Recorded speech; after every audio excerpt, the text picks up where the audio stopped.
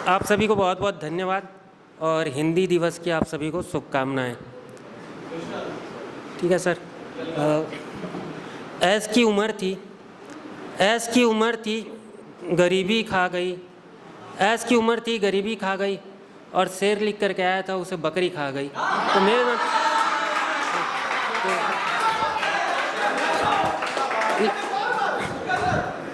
ऐस करने की उम्र थी गरीबी खा गई, ऐस करने की उम्र थी गरीबी खा गई और शेर लिख करके आया था उसे बकरी खा गई। दरअसल लिख के तो मैं बहुत कुछ आया था, बट अब लोग बहुत बोर हो रहे हैं तो मैंने अपना चेंज कर दिया। मैं बोलने वाला तो पोइट्री था, तो शुरुआत करता हूँ। पहले मैं अपना परिचय भी दे देता हूँ आपको। और मेरे साथ हमेशा ऐसा ही होता है, क्योंकि मेरा नाम ही ऐसा है कि हमेशा मुझे लास्ट में ही आना पड़ता है। तो स्कूल टाइम में भी बन के तो जाता था कि अनु मलिक, लेकिन वहाँ पहुँचते तक कि मेरी आवाज़ अलका याग्निक तक हो जाती थी, क्योंकि चाइल्डहुड में बच्चों की आवाज़ में डिफरेंस नहीं होता है, तो लगभग लड़कियों जैसी आवाज़ आती है, क्योंकि खा के घर से निकले रहो तो भूख के कारण तो थोड़ा सा वॉइस कमज़ोर हो जाता है। तो मैं अपना परिचय दे देता हूँ आपको। मैं विकास करूँ गम का एहसास, अपनी नाकामी से उदास, हार के एकदम पास। मैं विकास। मेरी यादों में हर एक सपना लगता है मुश्किल बचना। मैं बेवफा के करीब, अपनी खुशियों से गरीब, चलती रुकती मेरी सांस। मैं हूँ विकास। आया था प्यार का सैलाब, देखा था तुझे पाने का ख्वाब, पर फिर वही नाकामी का ताज और अपने ही कर्मों से हारा मैं आज। चलती रुकती मेरी सांस। मैं हूँ विकास। माफ़ कीजिएगा, पहली बार मैं किसी स्टेज पे आकर के परफॉर्म कर रहा हूँ, तो गलतियों को थोड़ा नज़रअंदाज कर दीजिएगा। तो ऐसा है कि इसके में तो सभी पढ़ते और मेरी उम्र तो इसके पार वाली भी हो चुकी है, तो तब की कुछ हाँ ऐसा हाँ। तो एक वक्त रहता है कि जब इंसान को इश्क रहता है, तो मैंने उस टाइम लिखा था सबका दिल टूटता है, और मेरी तो वो उम्र भी चली गई है जिसमें इश्क किया जाता है। तो सॉरी, मैं थोड़ा नर्वस हो गया, मेरे दीदी जीजू आ गए तो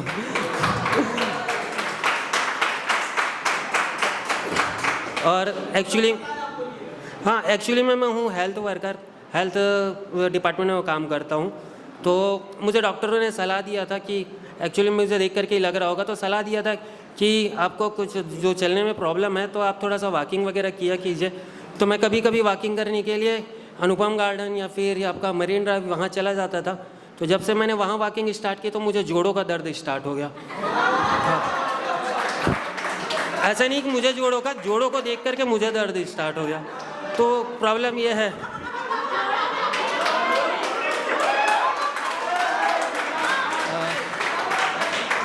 फिर एक क्या है ना, माहौल में मैं ऐसे अगर कविताएं पढ़ते रहूँगा तो बोर हो जाएंगे, तो एक दो चीज़ बीच में ला करके बताते रहूँगा। एक मैंने तब लिखा था जब मेरा बहुत पहले वो वाला कट चुका था। तो उस टाइम मैंने लिखा था कि तेरे नाम से शुरू तेरे नाम से ख़त्म, तेरे नाम से शुरू तेरे नाम से ख़त्म, ज़िंदगी में तेरी खुशियाँ और गीतों में तेरे गम। न जल सका दिया फीके पड़ गए हम, आँखों में कुछ सपने बढ़ते गए गम। और मोहब्बत की दुहाई दे कुर्बानी की भेंट चढ़े हम, आज फिर तेरे नाम से शुरू तेरे नाम से ख़त्म, ज़िंदगी में तेरी खुशियाँ गीतों में तेरे गम। एक और छोटा सा वाक़या बताना चाहूँगा, क्योंकि लोग बहुत बोर हो रहे थे तो थोड़ा सा मैं इसको एंटरटेन कर रहा हूँ। ऐसे ही मैं एक शादी में गया हुआ था। आजकल आप देख भी रहे हैं रायपुर में और पूरे ऑल ओवर इंडिया में क्या हो रहा है, कहीं सूटकेस चल रहा है तो कहीं नीला वाला ड्रम चल रहा है। तो एक शादी में मैं ऐसे ही गया हुआ था, तो बैठा हुआ था मैं भी। अब वहाँ पे दूल्हे दुल्हन का फेरा वगैरह चल रहा है, आशीर्वाद, और वही घड़ी आने वाली थी कि बस अब शादी लगभग मतलब अपनी चरम सीमाएं थे कि उसके बाद शादी कंप्लीट है। तो आजकल के माहौल को देखते हुए वहाँ पे पंडित जी और वहाँ पे सरपंच से उन्होंने डिसाइड किया कि यहाँ पर कुछ बोला जाए। तो वो माइक पे आए और बोले कि देखो भाई, ये फ़लाना लड़का, ये फ़लाना लड़की, इन दोनों की शादी हो रही है। अगर किसी को कोई भी अभी दिक्कत हो तो अभी से बता दे, क्योंकि माहौल ही चल रहा है नीले ड्रम का। तो किसी को भी अगर कोई प्रॉब्लम है तो आप अभी आकर के बता सकते हैं, ताकि हम इस शादी को अभी यहीं का यहीं तोड़ दें। 2 मिनट के लिए यहाँ पर सन्नाटा फैल गया, और सन्नाटा फैला उतने में देखे कि सबसे पीछे वाली सीट से एक लेडीज़ अपने बच्चे को कंधे में ये उठाए हुए इस तरह से आगे बढ़ने लगी, पूरा माहौल गर्म हो गया। वहीं स्टेज पे दुल्हन ने दूल्हे की तरफ देखा और उसे एक झापड़ मार दिया। दुल्हन के घर वालों ने दूल्हे के घर वालों के ऊपर बंदूक टांग दी। लाठियाँ डंडे सब ये तैयार थे कि अब बस होने ही वाला है मैच शुरू। वो लेडी सामने आई तो उसके बाद सरपंच ने पूछा, जी मोहतरमा बताइए क्या हो गया है, आप क्या कहना चाहती हैं? तो उन्होंने बोला, कुछ नहीं भाई साहब, मैं पीछे बैठी थी, मुझे सुनाई नहीं दे रहा था तो आगे आ गई। तो एक और ज़्यादा नहीं, बस 2 से 3 मिनट, 2 मिनट, सॉरी 2 मिनट भी नहीं। तो एक वो था कि जब मैं थोड़ा सा डिप्रेस था तो उस टाइम में मैंने अपने स्कूल और कॉलेज लाइफ में लिखा हुआ था कि कीमत नहीं आज मेरी, कल बेशकीमती बन जाऊंगा, और छूट गई हैं जो खुशियाँ कल झोली पे ले आऊँगा। बढ़ जाएगी ये दुनिया, मैं यहीं रह जाऊँगा, और जीती रहेगी ये दुनिया लेकिन मैं तो मर जाऊँगा, और सिर्फ तुम्हारी यादों में पतझड़ की तरह झड़ जाऊँगा। आज तो तुम आगे हो, कल मैं तुमसे बढ़ जाऊँगा।